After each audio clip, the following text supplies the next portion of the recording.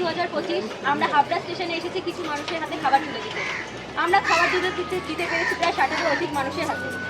আমরা প্রত্যেক মাসে প্রায় 3 বার হাবড়া, বারাসাত, বনগাঁপন্থী স্টেশনে খাবার দিয়ে থাকি। আমাদের সংস্থার নাম যাত্রা নীল আকাশ। আমাদের মূল উদ্দেশ্যই আমাদের এই সংস্থার নামের অর্থকে সার্থক করা।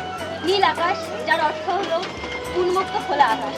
যে আকাশের নিচে আমরা সুস্থ স্বাভাবিকভাবে 4 বেলা খেয়ে পড়ে বাঁচতে পারছি, সেই আকাশের নিচে দেখা যায় আমরা চোখ মেলেই দেখতে পাই এমন কিছু মানুষদের যাদের হয়তো এক বেলাও সেইভাবে খাবারের সংস্থান হয় না, যারা সমস্ত সুযোগ সুবিধা থেকেও বঞ্চিত।